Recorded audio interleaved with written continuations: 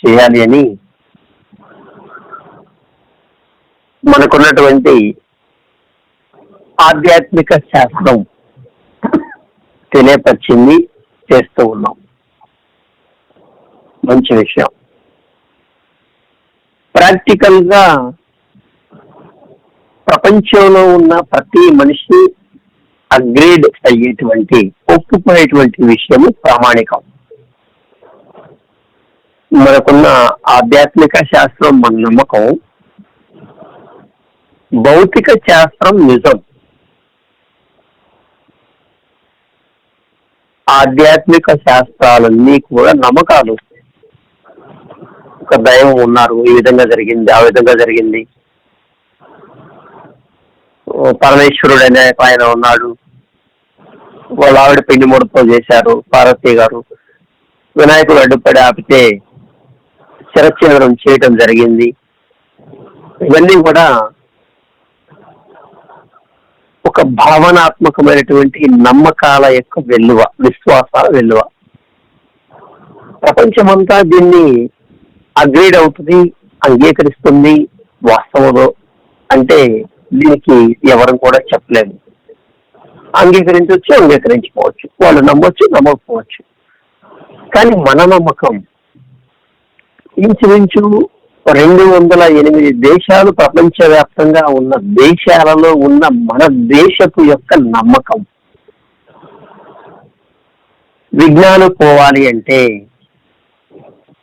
హైందవ సాంప్రదాయంలో వినాయకుడికి ప్రథమ స్థానం ఇవ్వాలి. అవిఘ్నంగా పనులన్నీ కూడా అనుకూలంగా మారి జరుగుతాయి.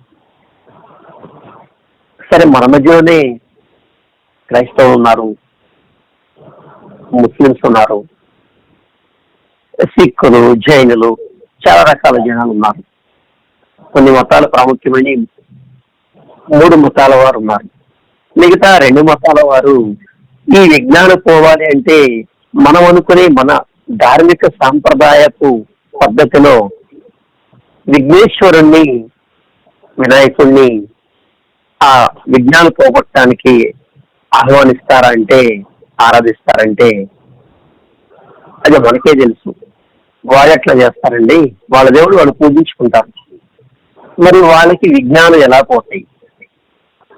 మన విజ్ఞానం పోవాలంటే మనకి విఘ్నేశ్వరుడు ఉన్నాడు. వారికి ఉన్నటువంటి విఘ్నాలు పోవాలి అంటే, ఆటంకాలు పోవాలంటే మరి వారి పద్ధతిలో కూడా ఒప్పుకునే విధంగా ఉండాలి. అదే ఇక్కడ నేను మాట్లాడుతుంది. ఎవరైనా ప్రపంచంలోని వారు అందరూ అంగీకరించగలిగేటువంటి విషయం ప్రామాణికం, ప్రాక్టికల్. సరే, సత్యంలోకి వద్దాము.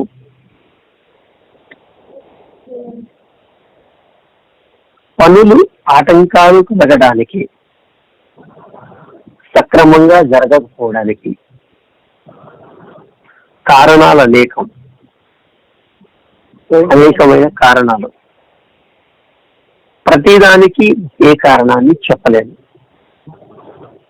ఆ ఉన్న పనితీరును బట్టి, ఉన్న యొక్క పని యొక్క స్ట్రెంత్, బలాన్ని బట్టి ఎంతమంది చేయాలి, ఎంత టైంలో చేయాలి, ఏ విధంగా జరగాలి, ఇవన్నీ టైమ్స్ ఉన్నవి. పని యొక్క సమర్థత అలాంటిది. కాబట్టి ఒక పెద్ద కొండ తీసుకొచ్చి 1 గంటలో చేయమంటే కుదరదు. అలాగే చిన్న రాయి తీసుకొచ్చి ఒక 10-15 రోజుల్లో దాన్ని పగలగొట్టంటే అది ఆశ్చర్యంగా అనిపిస్తుంది. ఎందుకంటే చిన్న రాయి సుత్తితో ఒకటి కొట్టడానికి పగిలిపోతుంది. ఆ పెద్ద కొండను తీసుకొచ్చి గంటలో చేయమంటే లేదా రోజులో చేయమంటే అది సాధ్యం కాదు. దానిని బీట్ చేసేటువంటి, సాధించేటువంటి సమయ స్థితి అక్కడ ఉంది. దీన్ని మన పెద్దవారు భౌతిక శాస్త్ర ప్రకారంగా సాధనములు, పనులు సమకూరు ధరలోన సమయానుకూలంగా ఏదైతే సాధన చేస్తూ ఉన్నారో ఆ సాధనముల పనులు సమకూరు ధరలోన. ఇది రియల్ సత్యం. మన పిల్లలు ప్లే క్లాస్ నుంచి 5వ తరగతి వరకు చదువుకుంటూ వచ్చారో ఈ 5 సంవత్సరాల వయసులోనే ఏ విఘ్నాలు లేకుండా నా కొడుకుకి నా కూతురికి ఉద్యోగం రావాలి 5వ తరగతి కల్లా, విఘ్నాలు లేకుండా ఇది సాధ్యమవుతుందా? ఓ 50 అడుగుల విఘ్నేశ్వరుణ్ణి ఇంటి ముందు పెట్టేసి ఈ 10 రోజులు 15 రోజులు చేశాము, విజ్ఞానం పోయి నా 5వ తరగతి పిల్లోడికి ఉద్యోగం రావాలి. ఇది అర్థం చేసుకోవాలి. మరి అలా చేస్తే ఆ పిల్లోడు 5వ తరగతి కల్లా ఉద్యోగం అయిపోతాడా? కాదు. సాధన ఉంది.